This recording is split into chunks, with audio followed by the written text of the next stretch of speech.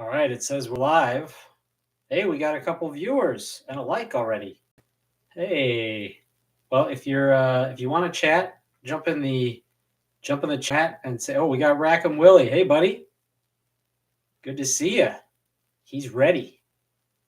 Awesome. Hello, everybody. I'm gonna make sure that you can hear me. Yeah. Okay, that looks decent. All right. So yeah, I mean, I've got some ideas of what I want to talk about, but I really want to hear. I want to talk about what you want to talk about. We got 0 viewers. Okay, that's fine. But yeah, anybody comes in, somebody just came in, jump in the chat and give me a topic. If something pops into your head, I will riff on whatever you want to talk about, as long as it doesn't get me banned from YouTube. Which I mean, I think I can avoid that. All right, so I don't have any comments yet about what to talk about. So I will just launch into what I was planning. Last week we did an I Ching reading to start with, and I thought that was really cool, really fun. It's kind of like a fun starting point. I have a stack of books right here that I want to talk about if nobody brings any topics. So the first one is the I Ching, and I figured we'd ask the I Ching, we'll get a number, and then we're going to read the page number for the rest of the books. So we'll just use that number for the rest of the show, provided it still works. I think it will. Using the power of synchronicity to help us figure out what to talk about. So the first question, or the first thing to do, is to do an I Ching reading. So last week, if you were here, if you watched the replay, I did an I Ching reading. I went through the process. I described it very thoroughly. So this time I'm not going to describe it as much. We're just going to do it really fast, okay? So what we do is we cast the coins 6 times, and I write down the results. Going for number 1. So you can see the coins a little bit. All right, 2 heads and a tails. That's a yang unchanging line. All right. Second line. Yang again. 2 yangs in a row, unchanging.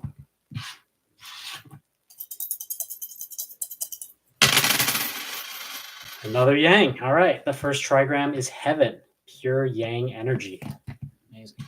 Unchanging. 4th line. Yang again. Okay. 4 in a row. I remember this happened last week. 5th one. Okay. Changing yin.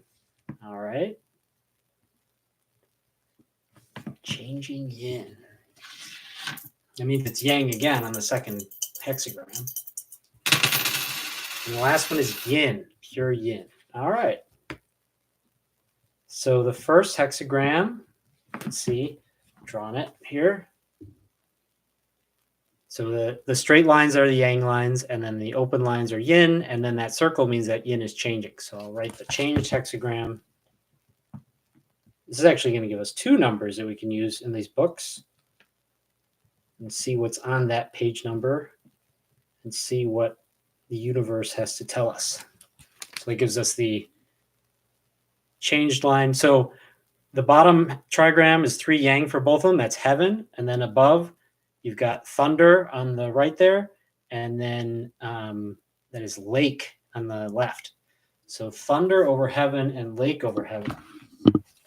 So now we figure out what number is using this chart. I'll show you this here.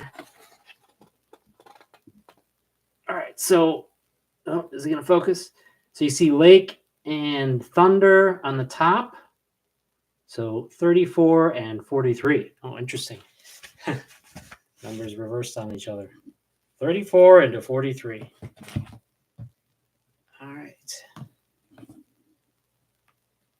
All right, so now first thing we'll do is see what the I Ching says on these pages. And for the I Ching, we'll not go to the page number, we'll go to the actual number of the chapter. Well, okay. The first one is number 34, the power of the great. Interesting. All right. To achieve true power and true greatness, One must be in harmony with what is right. Okay. Yeah. When you're doing a YouTube channel, you realize that it's pretty easy to be sucked into the dopamine, doom scrolling nightmare of getting more views and getting more likes and getting more views and getting more likes and getting more views.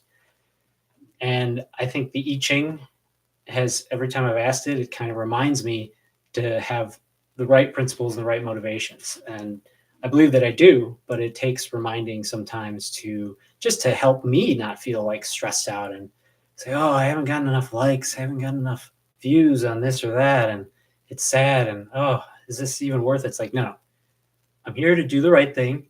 I'm sharing what I think is important. And that's all I can do. Right. And I just keep sharing. And everybody says on YouTube, eventually you will gain traction. And I actually watched a pretty good video about the algorithm and how new channels, I mean, this makes obviously it's obvious when you think about it, but new channels don't get much help. But we get a little help, which is amazing, right? That's what makes YouTube so spectacular. You can get in front of thousands of people. And I've gotten in front of probably tens of thousands of people just because of this website. And I haven't paid this website anything, I've paid them with my time and my creative efforts, which is not nothing, but yeah, I can just get on there and they push me into people's view, and then they can decide if they want to listen to me. And I should be profoundly thankful, and I am profoundly thankful for every single person that I've reached and that might have been helped. And I released that elements video, which I worked on for 2 weeks, and I'm proud of. And it's still an amateur job. I mean, obviously, it's the second video I've ever edited. I guess third. I did one edit in the first video, but like 100 edits in the elements video or more. But it's still an amateur job because it's the third time I've ever done it. But I'm proud of it and I'm happy. I love the content. I'm passionate about the content. But and I got a few comments that were like, I did the exercise and it was great. And that was like what I had envisioned, right? Like the power of visualization. I had thought, well, I just want to see one comment and I got more than one of people who said that it helped them. And that was why I did it, So that's what the I Ching is saying, right? To achieve true power and true greatness, one must be in harmony with what is right. False power and false greatness can be seen all around us in the world. Through egotistical and aggressive manipulations, many people obtain a temporary position of influence. Yeah, totally. Like how many YouTubers that have like millions of views and they're like just wasting people's time and like making people dumber. I mean, I don't want to like criticize people, it's easy to do. It's easy to just take pot shots.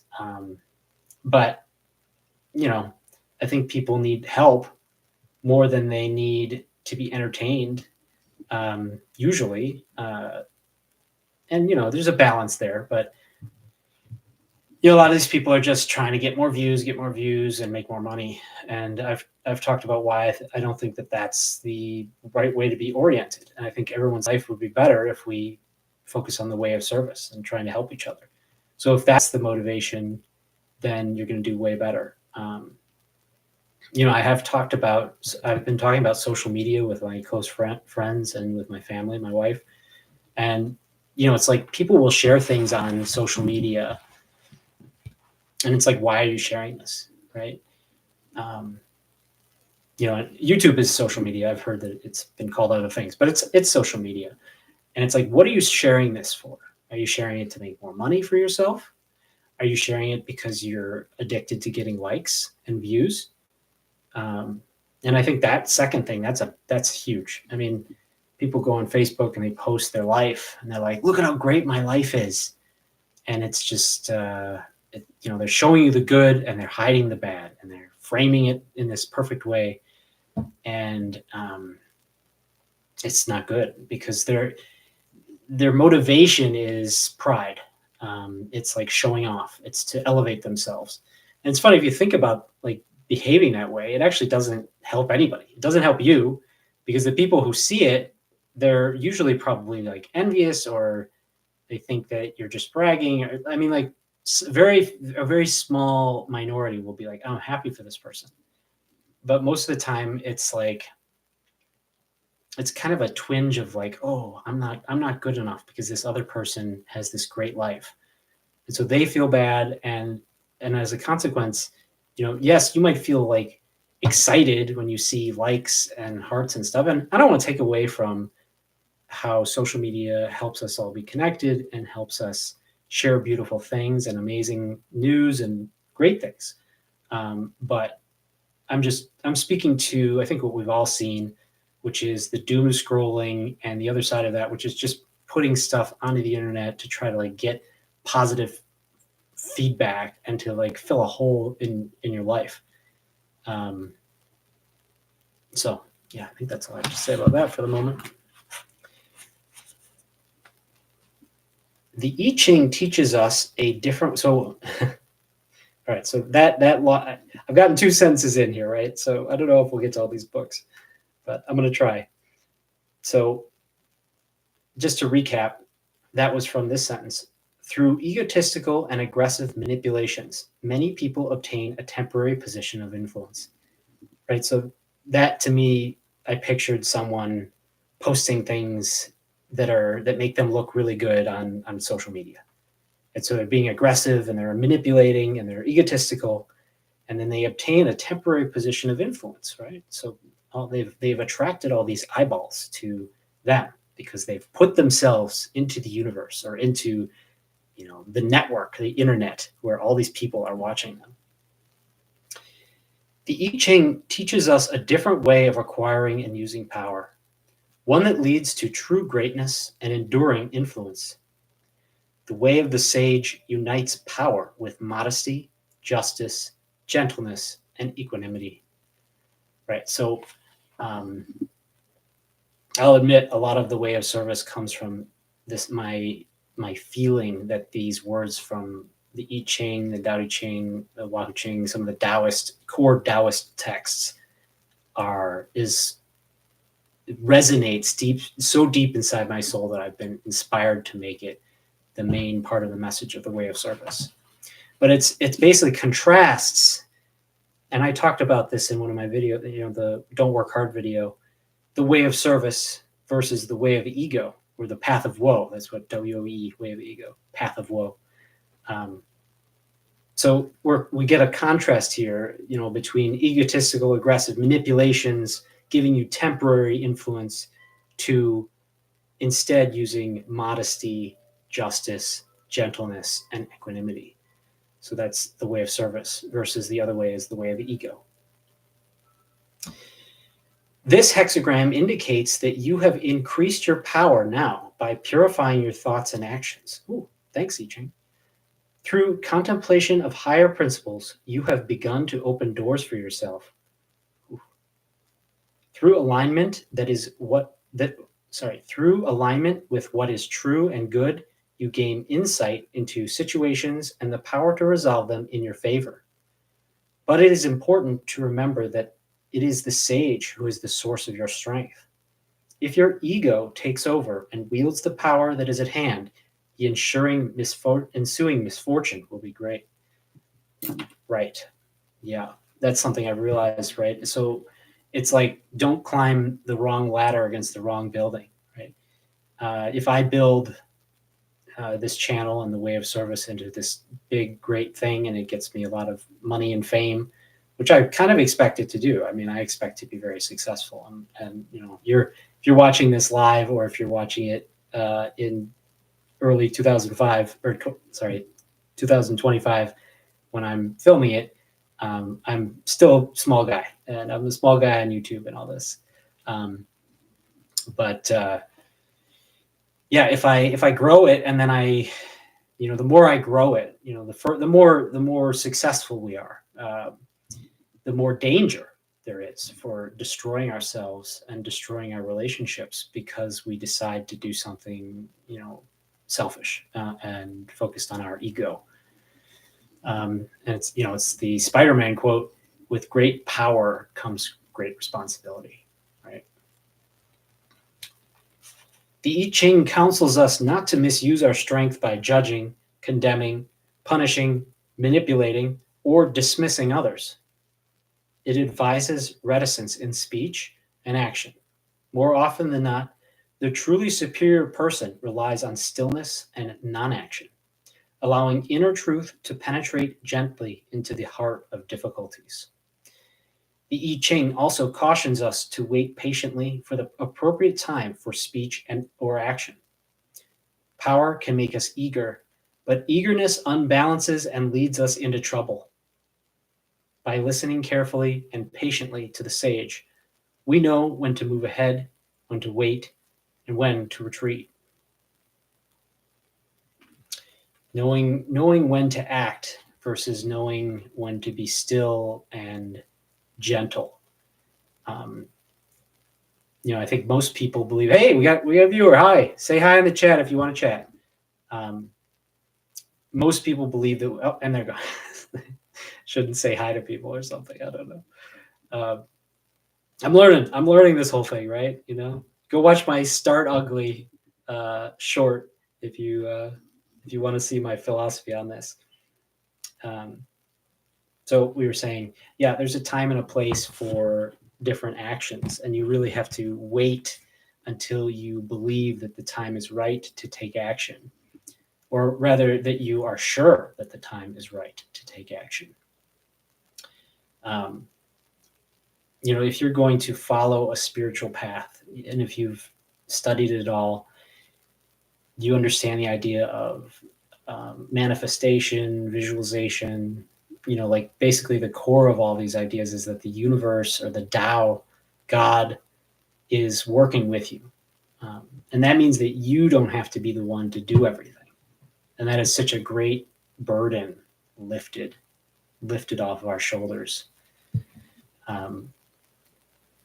But it's hard to remember. It's hard to remember to constantly let go of your ego and watch what the universe does for you. Watch what happens if you just trust that things are going to work out. That's a core part of my philosophy. Hey, Ryan's here. Hey, Ryan. Good to see you. If you want to talk about something, or you want me to talk about something, or if you want to call in, I can give you the link. Yeah, if you want to type something in the chat to talk about, right now I'm talking about the I Ching. I just did a reading, and it's basically telling me that I've created something. Yeah, I bet you are. I bet you. He says it sounds like you're right on the topic I need to hear. That's usually how this works, right? That's what I was counting on.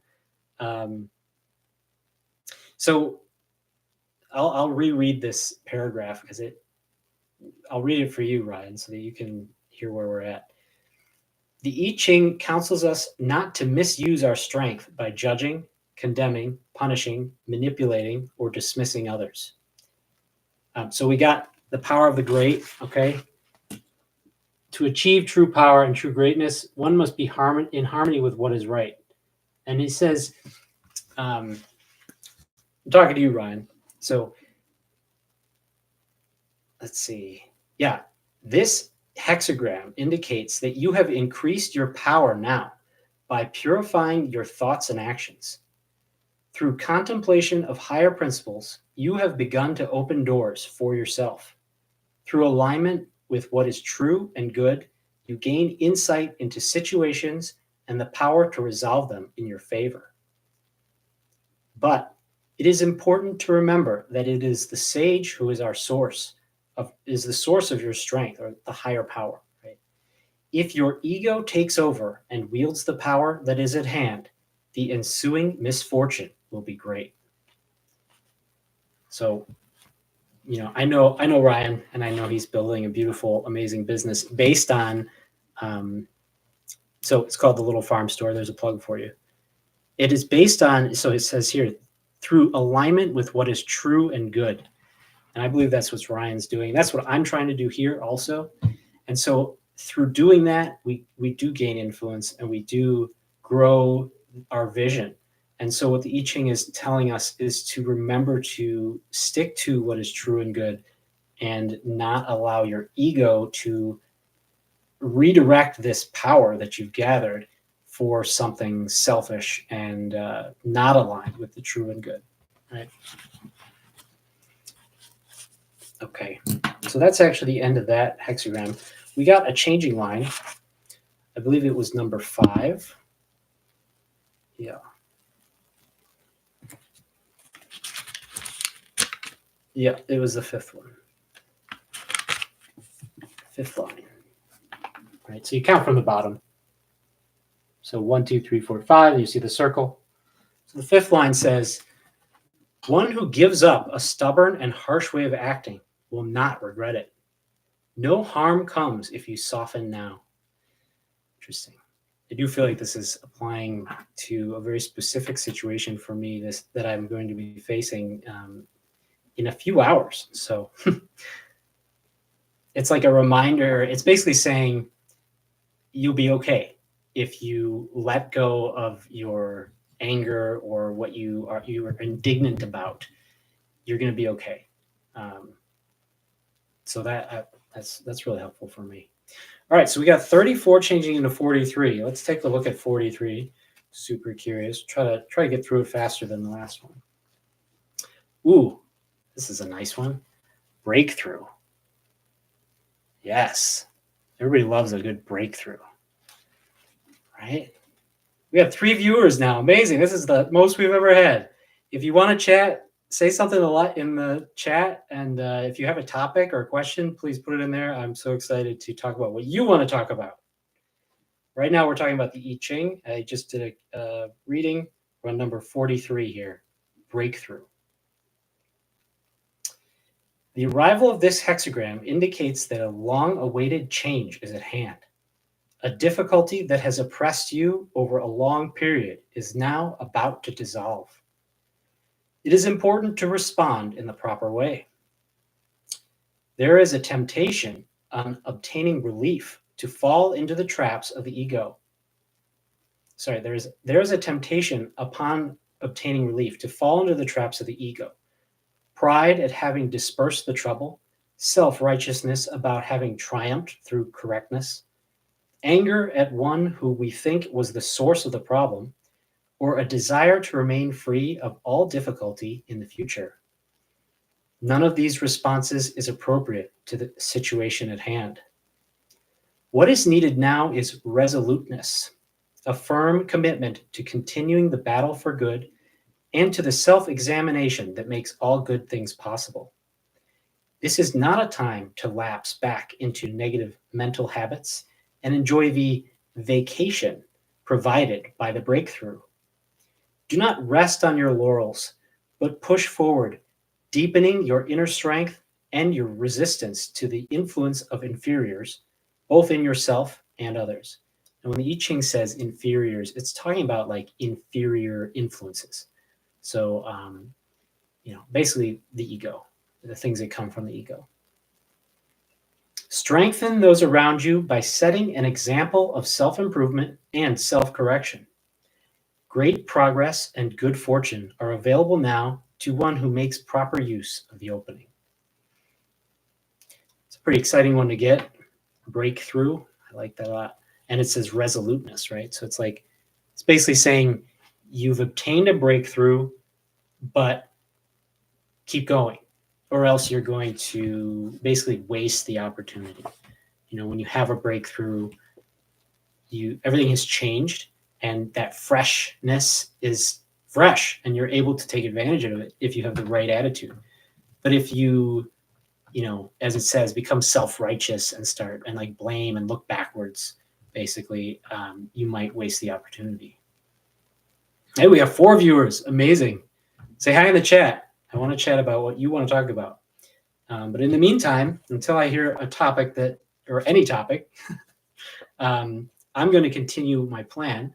So we cast the 34 and 43 for the I Ching. So we're going to read those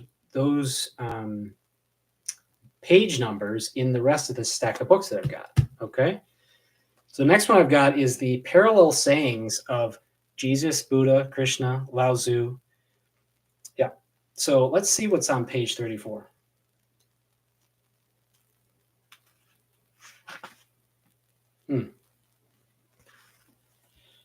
Okay, well, I was hoping we'd get to another one. So this book has the parallel sayings. This is page 34, and can I get a focus? Can I get a focus? All right. Let's go to 43, maybe. Oh, here we go. 43. Okay. So you can see there's parallel sayings. This is what I wanted you to see. And so 43 is on the right there, and it has Buddha and Lao Tzu. Buddha says, those who follow the way are like dry grass. They need to be protected from the flames of desire. Just what we talked about in the I Ching, right? We might get burned if we don't have the right perspective in the right direction. Lao Tzu says, oh, I got a comment here from Eleanor. Hi, can you do an I Ching reading for me on your next live stream? That would be so cool. The next one, why not this one? I mean, I guess we just did an I Ching reading, but yeah, I mean, if you want an I Ching reading, just ask me and I'll do it for sure. You asked for next live stream, so I guess we'll wait a week on that. So Lao Tzu's parallel saying is, act in harmony with the way, and you will become the way. Nurture the way within yourself, and you will live a virtuous life.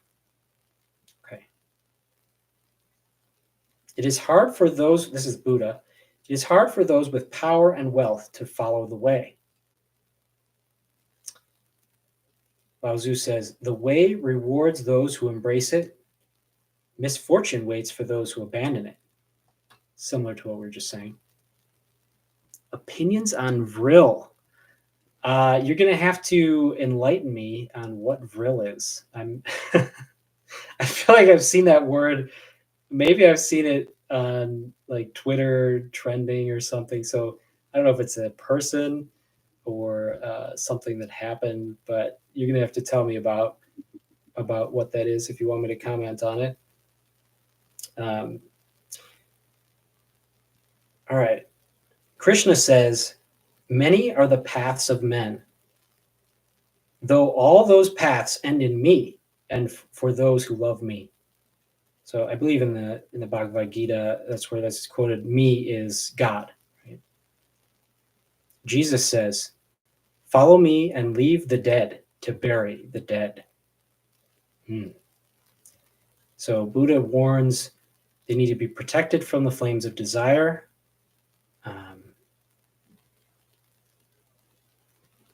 Krishna says, those who follow me will, though all those paths end in me for those who love me.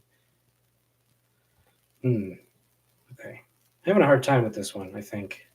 Some of these quotes are not so clearly parallel. Some of the quotes in this book are really awesomely parallel, but these are kind of throwing me off. Let's move on to the next one.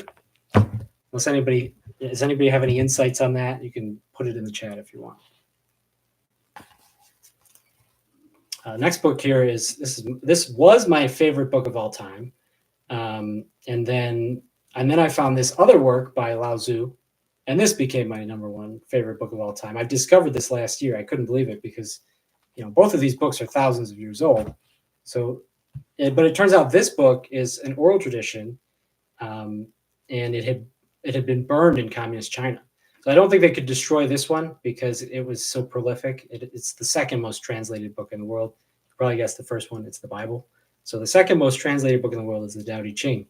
But the Wahoo Ching was apparently destroyed by the communist Chinese, and it was only saved by an oral tradition of Taoists. Right? So then Brian Brown Walker, actually, who also translated this version of the I Ching. I can see his name there. And he's one of my favorite translators. And he put this together. So let's look at number 34 in the Tao Te Ching. Actually, you know what? I want to do the Wahoo Ching first. I said it was my favorite book. So let's do 34 in the Wahoo Ching and see what it says.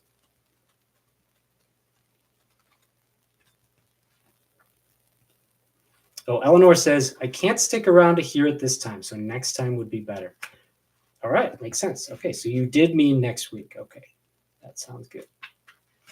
All right, passage 34 of the Wa Ching.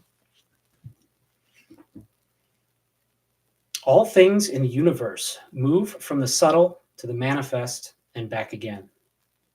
Whether the form is that of a star or a person, the process is the same. First, subtle energy exists. Next, it becomes manifest and takes on life.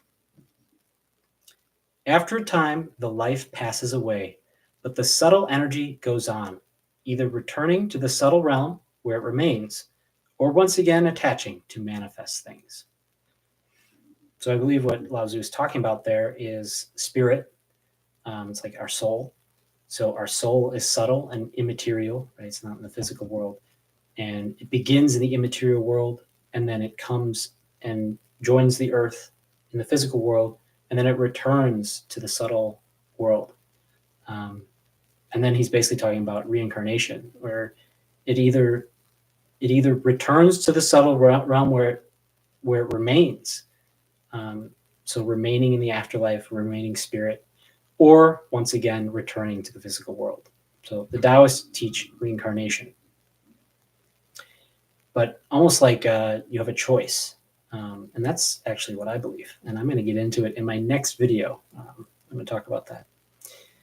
The character of your existence is determined by the energies to which you connect yourself. If you attach yourself to gross energies, loving this person, hating that clan, rejecting one experience, or habitually indulging in another, then you will lead a series of heavy, attached lives. This can go on for a very long and tedious time. So, I mean, you've probably heard of this concept of karma and reincarnation. We got a comment on reincarnation. I definitely believe in reincarnation. We keep coming back infinitely to different realms to have more experiences. Michael, I 100% agree with you. That is what I believe, and Lao Tzu is describing it here.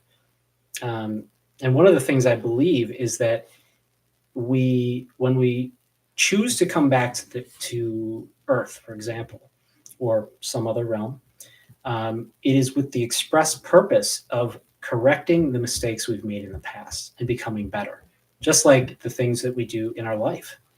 So that is what Lao Tzu is saying here.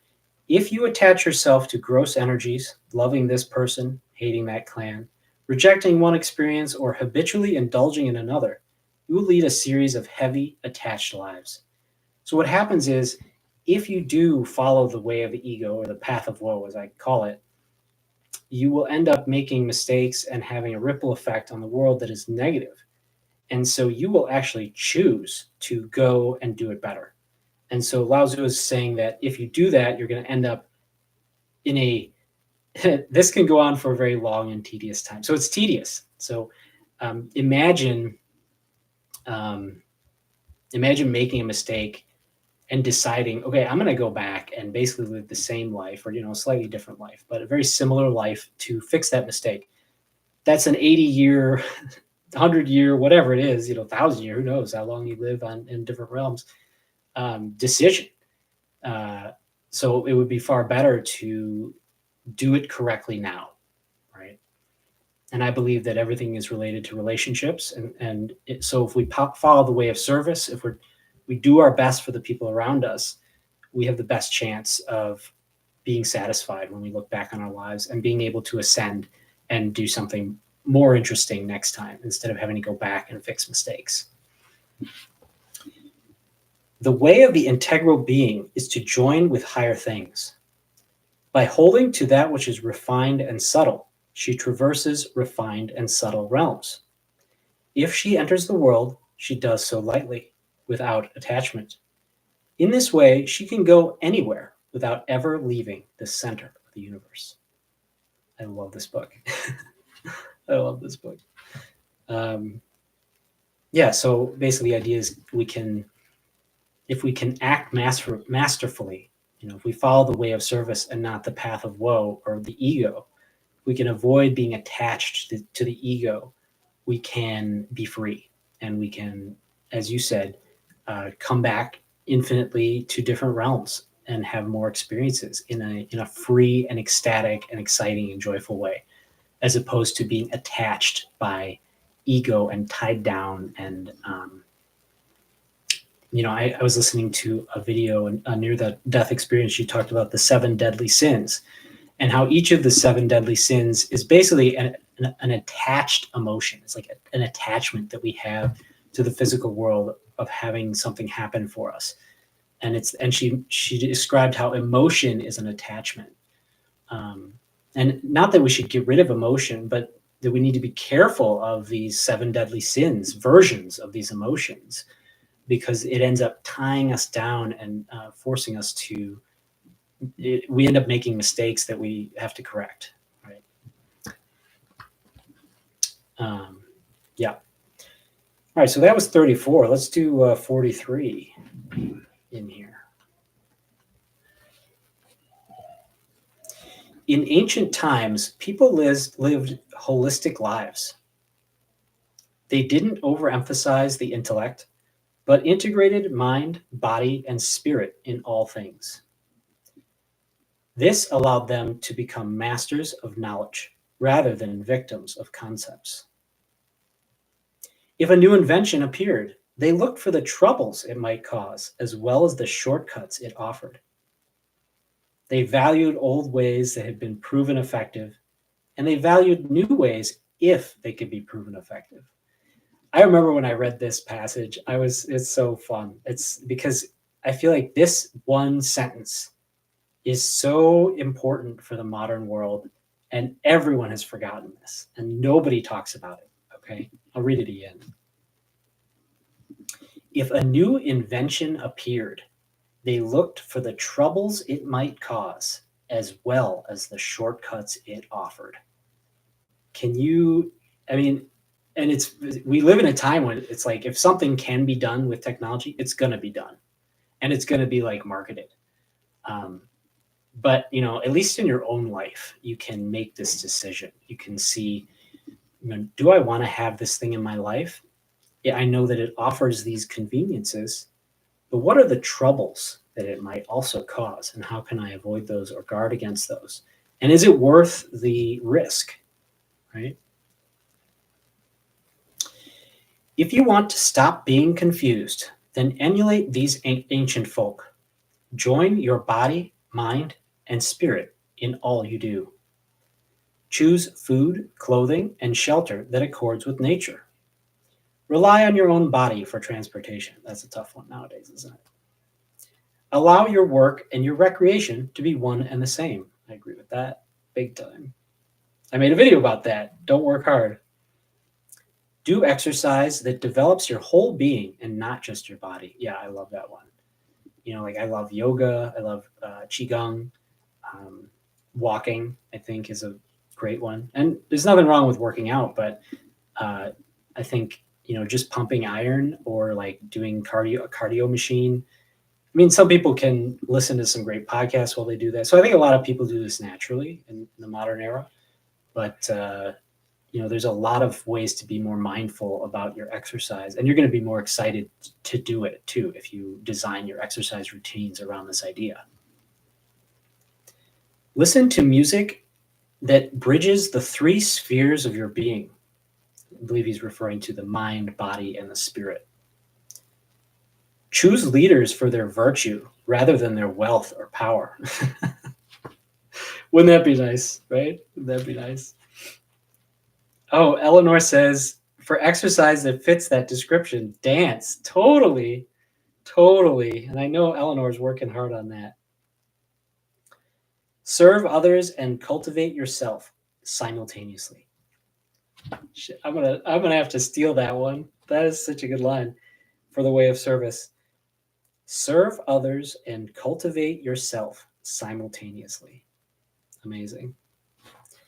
Understand that true growth comes from meeting and solving the problems of life in a way that is harmonizing to yourself and to others.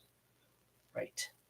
How can we solve each problem from the way of service, right? When we approach a problem, how can we make the decision that's best for everyone and not just for ourselves, or the easiest way to get out of the problem or to fix it. If you can follow these simple old ways, you will be continually renewed. Perfect. All right. This is all the Taoist. We got all these Taoist books, right? These are my 3 Taoist books. I've actually these 3 books I've given away now dozens of times. I didn't know about this one, which I really like. All right, I knew about it, but I didn't know about this translation, so I hadn't given that one away. And I just learned about this book this past year. But this book I've known for 15 years, and I've given away, I would say, at least 50 of them. And this is actually the last copy of the house. I got to order some more so that I can give them away. But they're my favorite works. But enough of the Taoists. Let's see what Marcus Aurelius has to say on page 34 and 43. We're getting to page 34. All right, Marcus Aurelius. For with what are you discontented? With the badness of men? Recall to your mind this conclusion, that rational animals exist for one another, and that to endure is a part of justice, and that men do wrong involuntarily, and consider how many already, after mutual enmity, suspicion, hatred, and fighting, have been stretched dead, reduced to ashes, and be quiet at last. Ooh, wow, that's heavy. Got goosebumps. To endure is part of justice, and that men do wrong involuntarily. He's basically saying, don't continue the cycle of violence. But perhaps you are dissatisfied with that which is assigned to you out of the universe. Recall this alternative. Either there is providence or random atoms, or remember the arguments by which it has been proved that the world is a kind of political community, and be quiet at last. But perhaps corporeal things will still fasten upon you. Then consider also that the mind does not mingle with the breath, whether moving gently or violently, when it has once drawn itself apart and discovered its own power. And think also of all that you have heard and assented to about pain and pleasure, and be quiet at last. But perhaps the desire of that thing called fame will torment you. See how soon everything is forgotten, and look at the chaos of infinite time on each side of the present, and the emptiness of applause, and the changeableness and want of judgment in those who pretend to give praise, and the narrowness of the space within which it is circumscribed, and be quiet at last. For the whole earth is a point, and how small a nook in it is this your dwelling, and how few are there in it, and what kind of people are they who will praise you? Wow. Another fantastic book, by the way. Meditations by Marcus Aurelius. It's so perfect for what we had talked about earlier about social media. When you're chasing after likes or views, which I have found myself doing with a new YouTube channel, recall to yourself, see how soon everything is forgotten, and look at the chaos of infinite time on each side of the present, and the emptiness of applause, and the changeableness and want of judgment in those who pretend to give praise, and the narrowness of the space within which it is circumscribed. That is some good stuff. Michael Nelson asks, the Tao and the Tao, you're talking about the 2 different books, talk about practicing celibacy for the biological and spiritual benefits. So I guess it's a statement, not a question.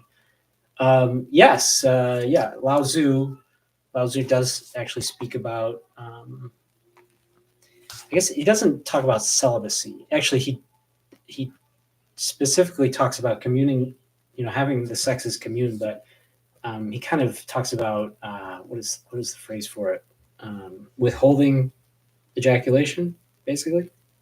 Um, so like retaining the energy, but there is actually Taoist sexual practices, and I've read a little bit about them. I don't know much about them, but there is some commentary there. Not a lot of commentary from what I've seen. There is some in the Wahoo Ching and none in the Tao Te Ching. But the Tao Te Ching is more of a political book, so he doesn't really speak about that. So my mind was just blown by that.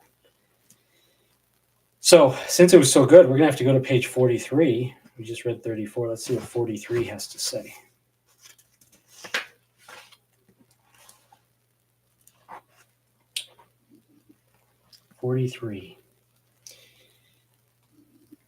What is evil to you does not subsist in the ruling principle of another, nor yet in any turning and mutation of your corporeal covering.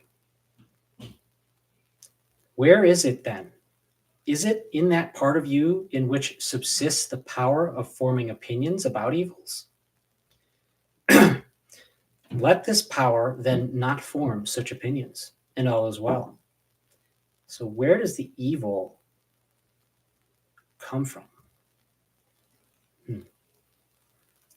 And if that which is nearest to it, the poor body, is cut, burnt, filled with matter and rottenness, nevertheless, let the part which forms opinions about these things be quiet.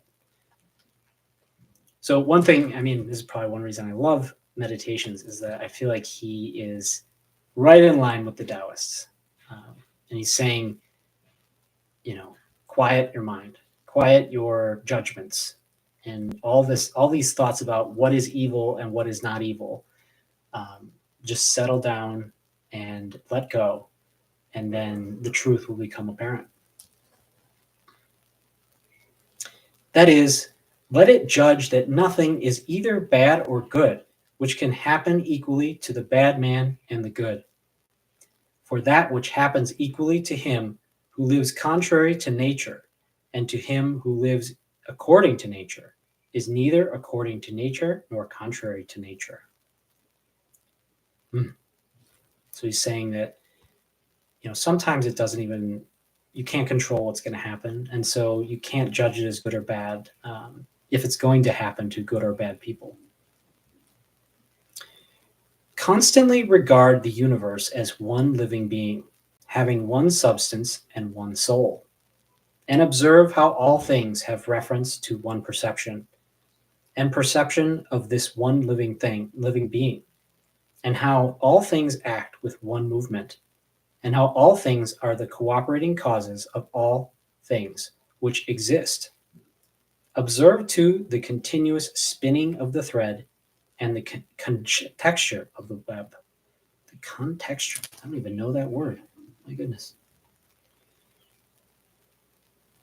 So he's basically describing the oneness of all, which is another principle in Taoism, and especially in the Wahoo Ching. That's actually in both the Wahoo Ching and the Tao Te Ching. But recognizing always that all things are one. I'm inspired to read a quote that I'm actually putting at the end of my next video. I'm glad you like it, Michael. I agree.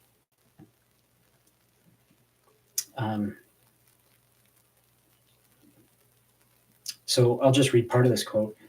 Aligning your life with the integral way, you begin to eliminate the illusory boundaries between peoples and societies, between darkness and light, between life and death. So he's saying that the boundaries between peoples and societies, darkness and life and death are all an illusion. I agree. Marcus Aurelius says, "You are a little soul bearing about a corpse." As Epictetus used to say. No, so he's quoting Epictetus. You are a little soul bearing about a corpse. It's a humbling statement. It is no evil for things to undergo change, and no good for things to subsist in consequence of change. No good for things to subsist in the consequence of change. Time is like a river made up of the events which happen and a violent stream. For as soon as a thing has been seen, it is carried away, and another comes in its place. And this will be carried away too. Right? It's like there's a Wao Ching quote about that also. I have to pull it up. So basically he says that we cannot fix the things in the present. Yeah, here we go. Each moment is fragile and fleeting. The moment of the past cannot be kept, however beautiful. The moment of the present cannot be held, however enjoyable. The moment of the future cannot be caught, however desirable. But the mind is desperate to fix the river in place, possessed by ideas of the past, preoccupied with images of the future. It overlooks the plain truth of the moment. The one who can dissolve her mind will suddenly discover the Tao at her feet and clarity at hand. I love that.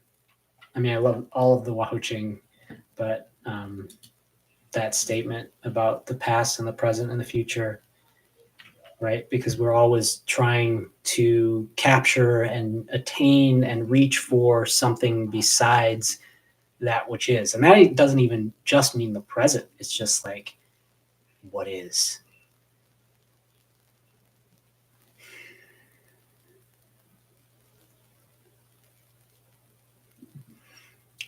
All right.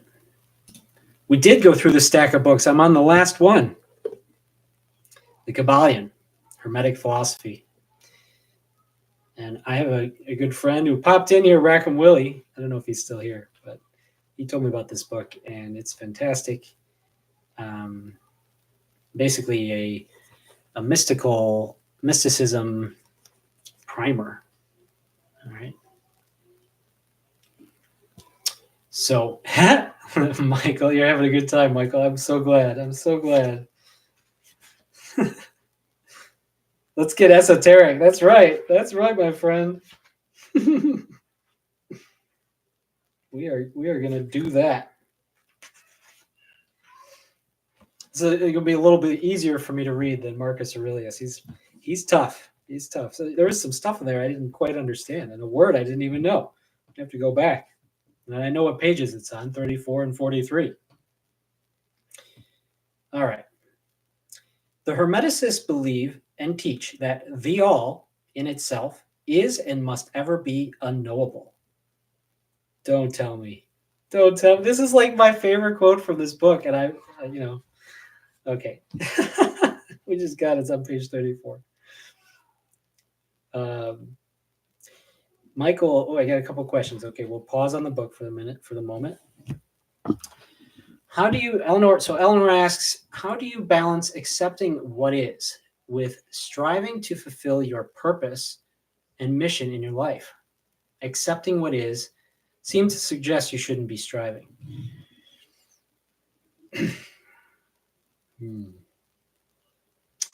Well, I think that striving, it kind of depends on your definition. I think that we all have like a direction that we have in life naturally, and it comes from our gifts, comes from what we have to share with the world, like what we are passionate about, what we are like. So you said, how do you balance accepting what is? So if you can accept what is about yourself, then it's not striving, right? This is my don't work hard video. If you're doing what you love, it's never gonna feel like striving or struggle. And then if you can do that thing for its own enjoyment, right? So not for the goal or the outcomes that you're seeking. That's why, trying to make money or you become famous or powerful or whatever, some end goal for the thing that you're doing. Now what you're doing has become work. But if you can do it because you love doing it and you love the process, the journey is the destination, right? How to balance accepting what is and fulfilling your purpose and mission. Yeah, I think I answered that. Let me know if you want more answer to that. So accept what is. It suggests. Okay, so accept what. Yeah. So as I said, accepting what is, and I said this a few minutes ago. It's not just accepting the present or trying to just be like totally like eliminate all motion in your life. You're going to have motion by accepting what is, because life is a river. It's not a stagnant pond, right? So, and another part of this is as you're pursuing your dreams and your goals and your visions, your vision, and your gifts, there's going to be times where you're going to be frustrated. You're going to be like set back. You're going to have difficulty. You're not going to be able to work on the thing that you thought you were supposed to work on.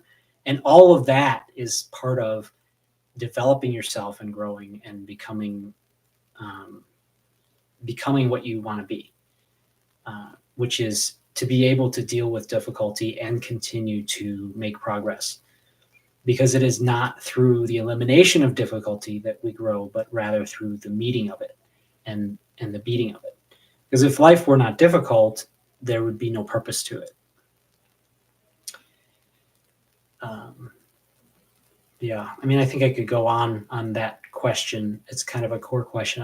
I made a video on that topic, and I'm sure there's far more to say. That's, it's funny. I realized that when you make a YouTube video, I had this thought, I think in the past, when you see some of these YouTube video, they give it a title and the topic, and you think that that's all they have to say on the subject. They're like, here is the title. This is what I have to say about it. And if it's 10 minutes long, that's all they have to say. If it's 30 minutes long, that's all they have to say. But it's like, you are never going to cover everything you want to talk about on a topic in a YouTube video.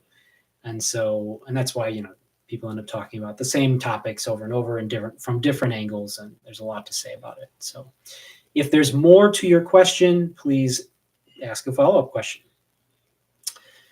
Michael asks, do you prefer Rosicrucianism or Freemasonry?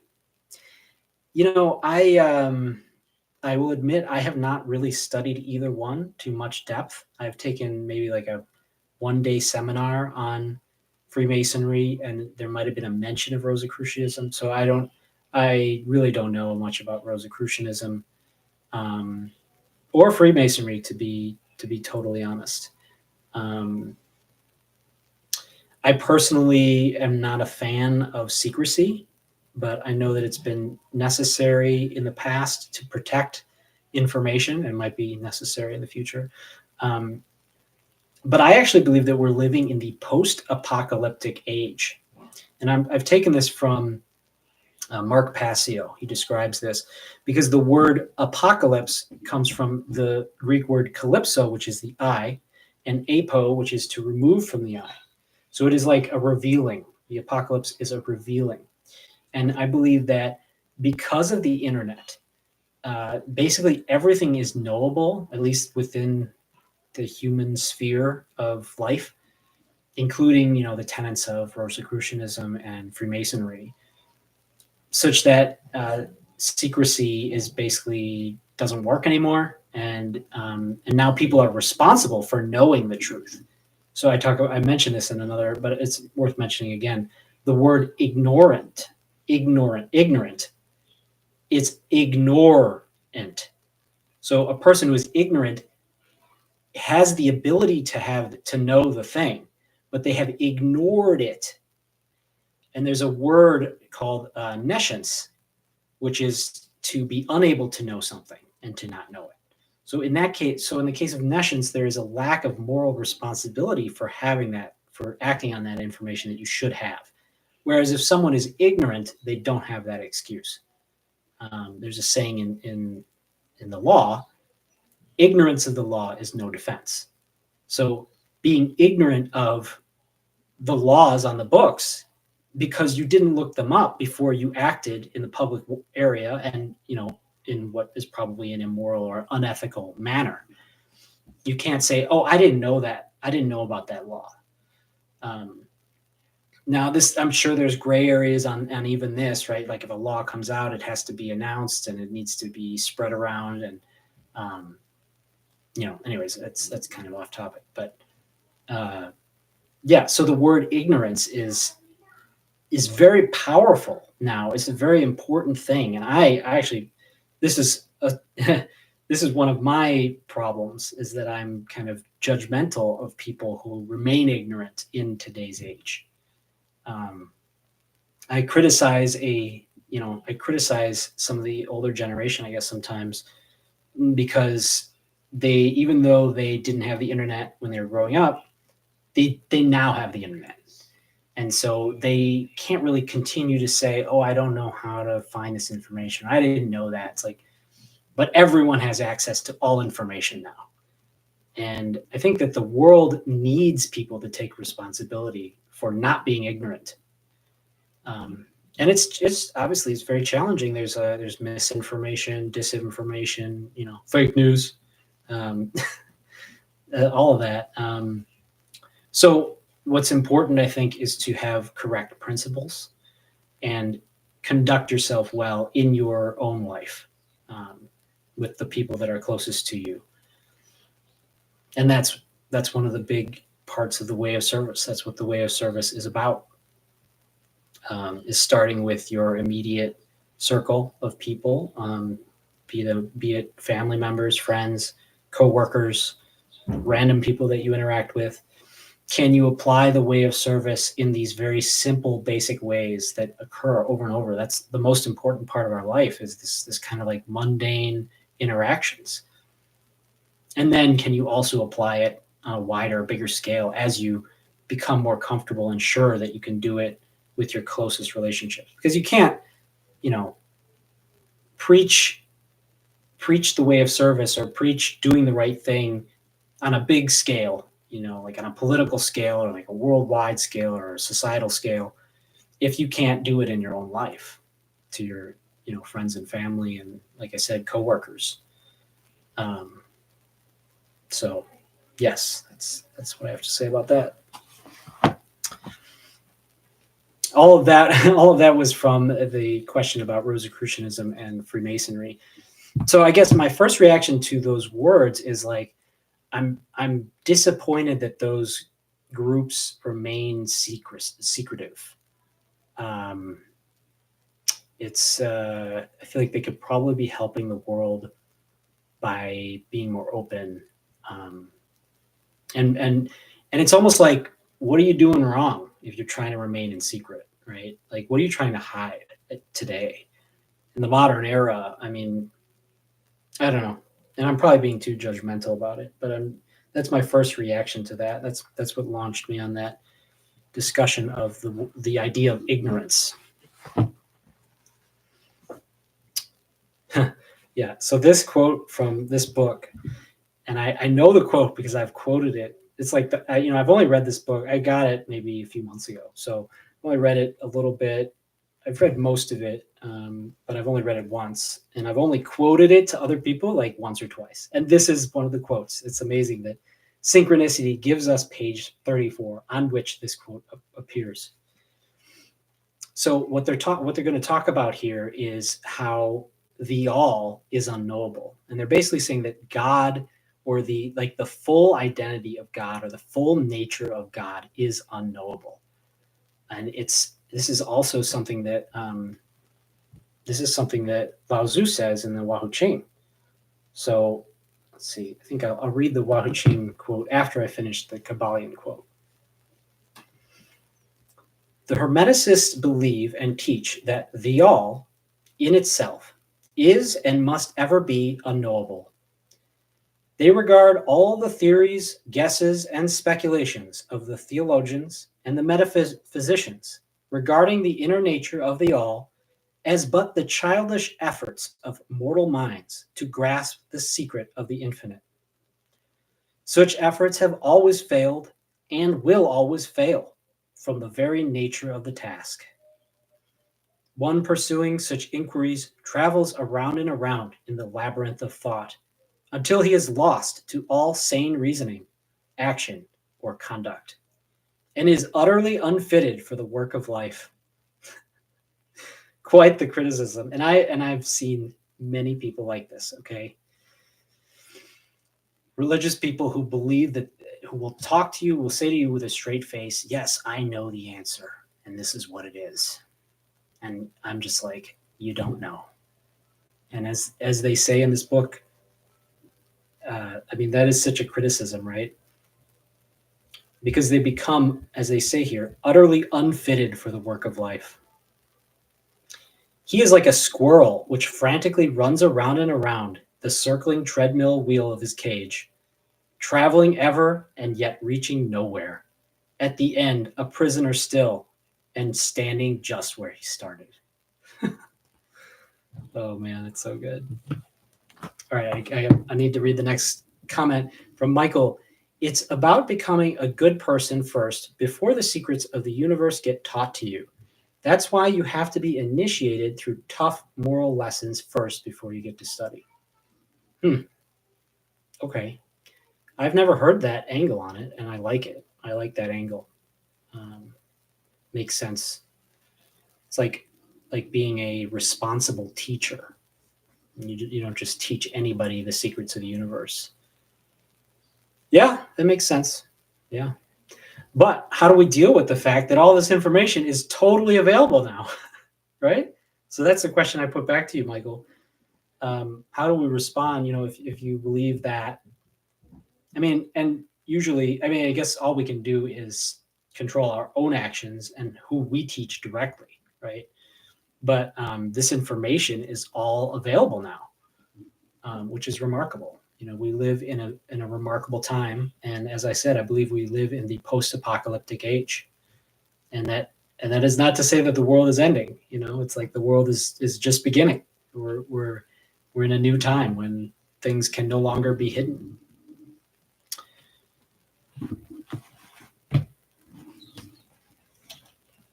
To continue.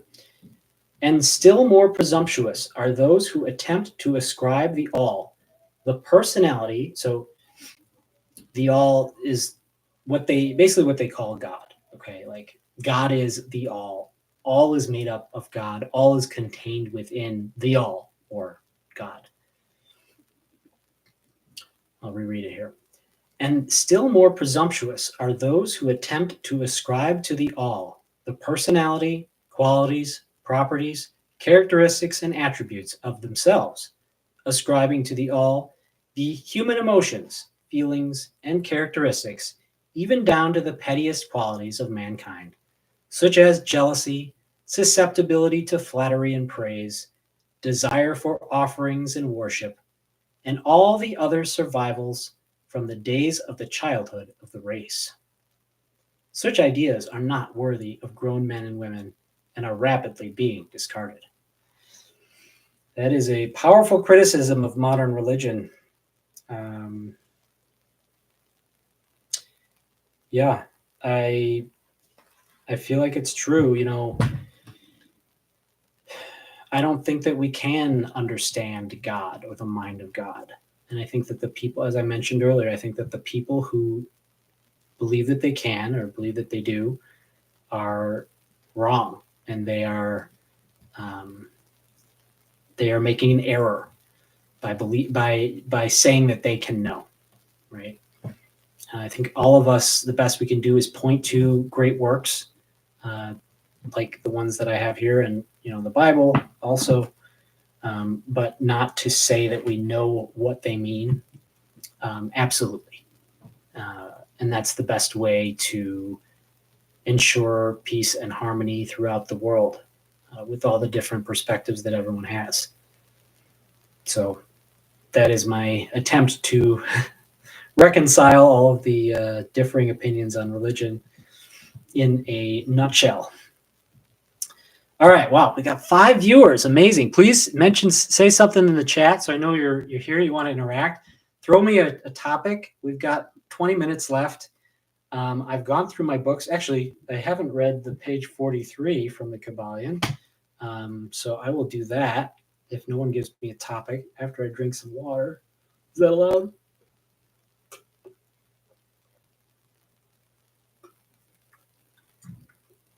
Whew.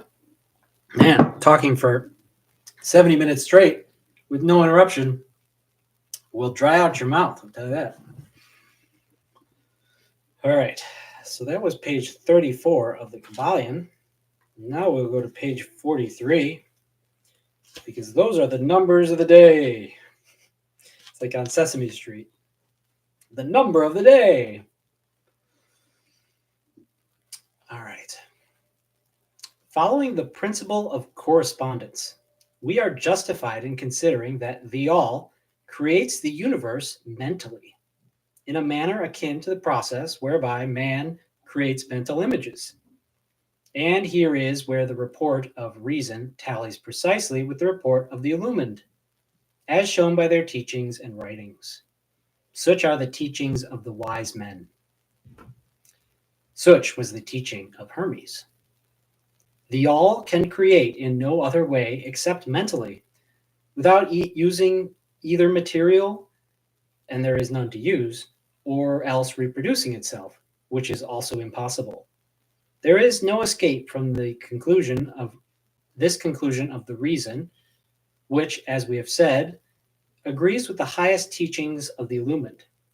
Just as you, student, may create a universe of your own in your mentality, so does the all create universes from its own mentality. But your universe is the mental creation of a finite mind, whereas that of the all is the creation of an infinite mind. So this is the idea they're speaking on, the Hermetic idea, Hermetic principle of mentalism, which is that all that is, all of the universe, all of our experience is in the mind of God, and it was created in the mind of God, or as they call it, the all. And so they mention the principle of correspondence. So the idea is that, right, and in the Bible it says this, we are created in the image of God. And so it's like we are like mini gods or a mini version of God or a model. And so we create in our mind an entire world from our imagination. And through the processes of thinking and mentally creating things, we bring them into the world. Whether you take that esoterically, as in our mind creates and changes reality, which I think is true, but also that everything that we produce or that we create in the world first was created in our mind. And then our mind moved our body to create the thing.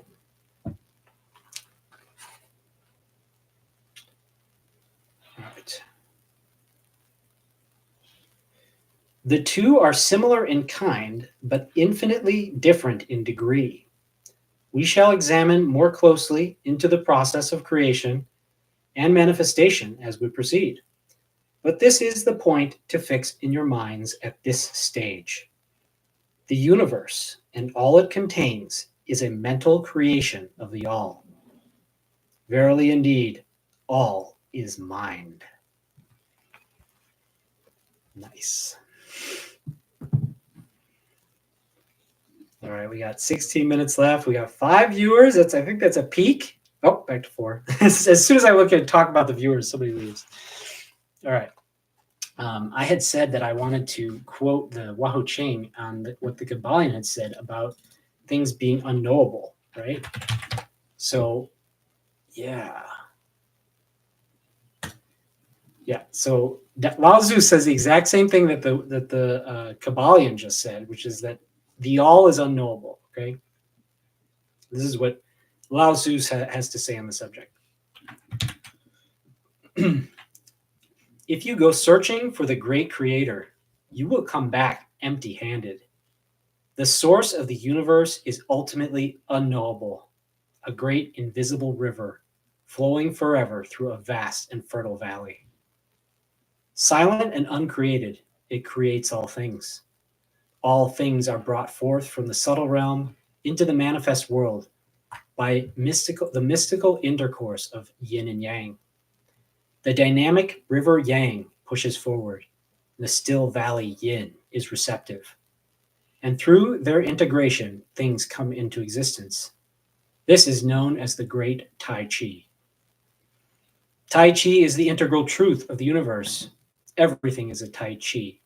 Your body, the cosmic body, form, appearance, wisdom, energy, the unions of people, the dispersal of time and places. Each brings itself into existence through the integration of yin and yang, maintains itself, and disperses itself without the direction of any creator. Your creation, your self-transformation, the accumulation of energy and wisdom, the decline and cessation of your body, all of these take place by themselves within the subtle operation of the universe. Therefore, agitated effort is not necessary. Just be aware of the great Tai Chi. Yes. So let's see. Is there anything I can say on that? If you go searching for the great creator, you will come back empty-handed. As in, if you believe that you can prove it without a doubt what the creator is, the same thing that the Kybalion said, you will not be able to. The source of the universe is ultimately unknowable, a great invisible river flowing forever through a vast and fertile valley. I love that vision. And I love letting go of trying to figure out God and just accepting that we are not going to be able to fully know God, and that what we do find out about the nature of God is a gift, and not to be expected from our efforts. So I've run out of things to talk about from my own mind, but I want to go back to what Michael, I hope Michael's still here, and if he's not, maybe he'll catch it on the replay. But you had asked, or you had commented on something about, let's see, the Tao, does the Tao talk about practicing celibacy for biological and spiritual benefits? So I wanted to read from the Wahao Ching what he does say about sexuality.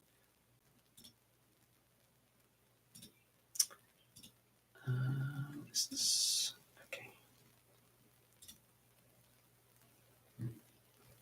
So the first time he mentions it is in passage 55, in which he describes many esoteric Taoist practices. This practice is called Fu Qua, the observation of the subtle alterations of yin and yang for the purpose of making decisions which are harmonious with the apparent and hidden aspects of a situation. The foundation of Fu Qua in all Taoist practice is the study of the I Ching, or Book of Changes, right? So it's talking about this. I'm sorry, that was not it. So this is the second one. Okay. Nei Dan, Wei Dan, and Feng Jun, the sciences of refining one's personal energy through alchemy, chemistry, and the cultivation of balanced sexual energy. So that's his first mention of sexuality.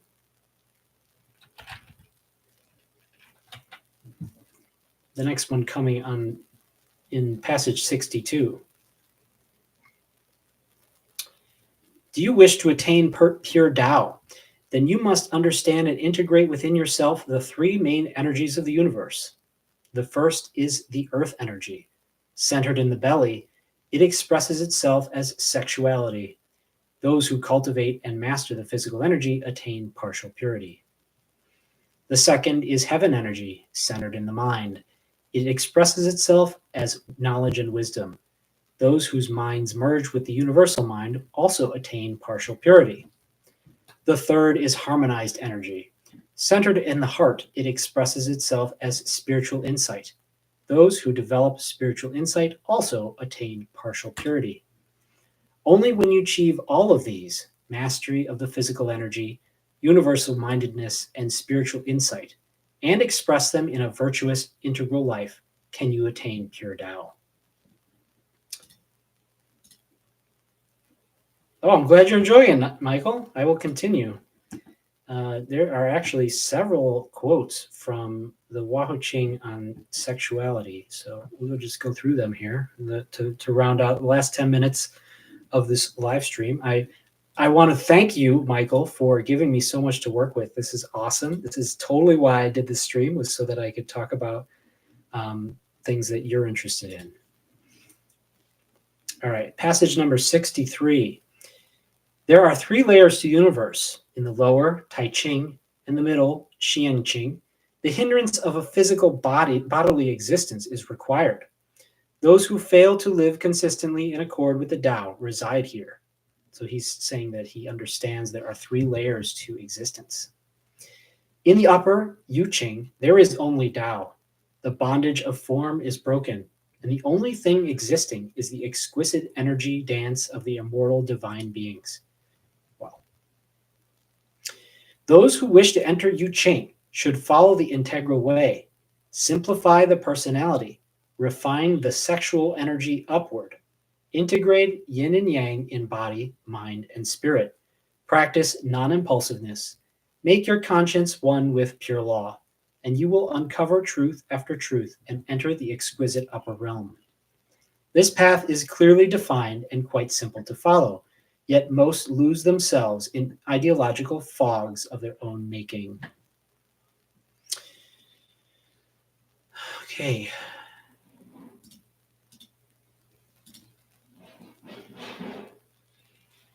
So there are some more quotes, but I want to find the best one, because there's one where he really specifically describes the approach to sex. Yeah. Okay, I think it's this one. Passage 69. Oh man, the universe has a great sense of humor, doesn't it? All right, passage 69 of the Wahoo Ching. A person's approach to sexuality is a sign of his level of evolution. Unevolved persons practice ordinary sexual intercourse, placing all emphasis upon the sexual organs. They neglect the body's other organs and systems. Whatever physical energy is accumulated is summarily discharged, and the subtle energies are similarly dissipated and disordered. This is a great backward leap. I think you'll like that, Michael. For those who aspire to the higher realms of living, there is an angelic dual cultivation. Because every portion of the mind, body, and spirit yearns for the integration of yin and yang, angelic intercourse is led by the spirit rather than the sexual organs. Where ordinary intercourse is effortful, angelic cultivation is calm, relaxed, quiet, and natural. Where ordinary intercourse unites sex organs with sex organs, angelic cultivation unites spirit with spirit, mind with mind, and every cell of one body with every cell of the other body, culminating not in dissolution, but in integration. It is an opportunity for a man and woman to mutually transform and uplift each other into the realm of bliss and wholeness. The sacred ways of angelic intercourse are taught only by one who has himself achieved total energy integration, and taught only to students who follow the integral way with profound devotion, seeking to purify and pacify the entire world along with their own being. However, if your virtue is especially radiant, it can be possible to open a pathway to the subtle realm and receive these celestial teachings directly from the immortals. Yeah, that is that is heavy stuff. You know, I love the Wahoo Ching, and I'm reading it, and I'm like, this is so good. But it's the reading of Lao Tzu. I'm like, I can't take credit for this. At least I can do a good reading. So let's see. I guess I can just continue on this topic. So 66, 60, Tai Chi. Okay, passage 69. We just read that one. All right. Oh, I guess that's it. I thought there was another quote. Yeah, I guess I missed this one. Oh, it's because it doesn't have the word sexuality, but he is talking about sexuality in this passage. I'll read this one, but I want to respond. Have you read Napoleon Hill's Think and Grow Rich? I don't think I have. I've obviously heard about it many times. I feel like maybe I've heard an audiobook version or parts of it, but I can't be sure. So I should probably go back and revisit it. Especially if you say I should. It sounds like you are you recommending it? I'll ask you. And I'll read this to everyone else that's listening. We've got only 4 minutes left, okay? I am going to jump off at 4 p.m., which is in 4 minutes. So I will read this last passage. The interplay of yin and yang, unless Michael says something else or anybody has anything to say, but I'll read this passage. The interplay, I lost it, there we go. The interplay of yin and yang within the womb of the mysterious mother creates the expansion and contraction of nature. Although the entire universe is created out of this reproductive dance, it is but a tiny portion of her being. Her heart is the universal heart, and her mind the universal mind. The reproductive function is also a part of human beings. Because yin and yang are not complete within us as individuals, we pair up to integrate them and bring forth new life. Although most people spend their entire lives following this biological impulse, it is only a tiny portion of our beings as well. If we remain obsessed with seeds and eggs, we are married to the fertile reproductive valley of the mysterious mother, but not to her immeasurable heart and all-knowing mind. If you wish to unite with her heart and mind, you must integrate yin and yang and refine you must integrate yin and yang within and refine their fire upward. Then you have the power to merge with the whole being of the mysterious mother. This is what is known as true evolution.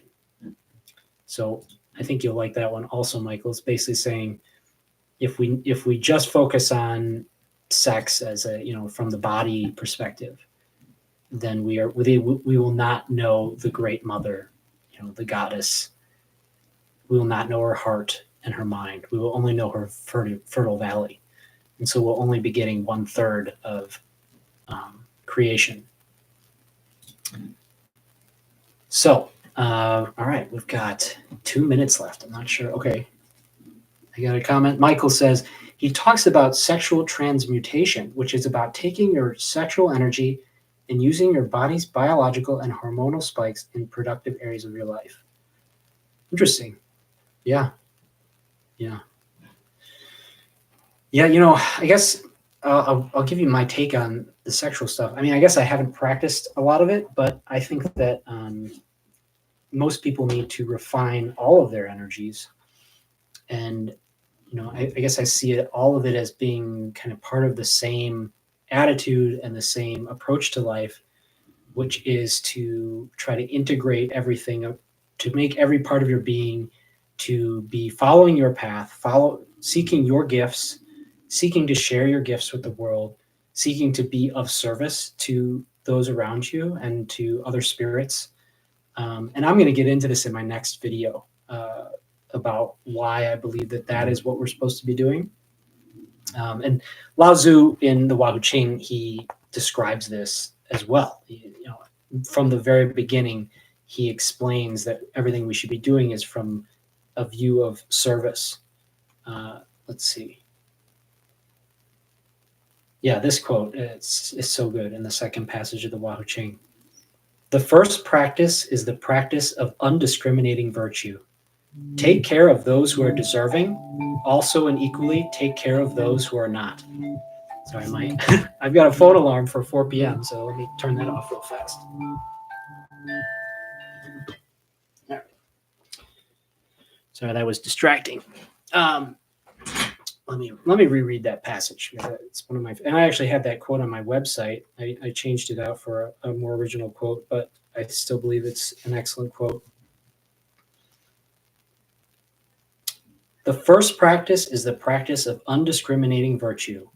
Take care of those who are deserving, also and equally take care of those who are not. So I will leave it right there. That is what I think we're supposed to be doing, whether you are cultivating your sexual energy or not. If you are acting in service of those around you and in service to your lover and to yourself, then I think you're doing it right.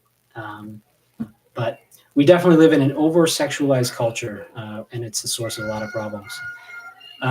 So as I mentioned, I got to go at 4, and it is 4:01. So I am so happy that we had some people here this time. Last week I just talked to myself, and it was so much fun. So I love you, and thank you for coming, and I will see you next week.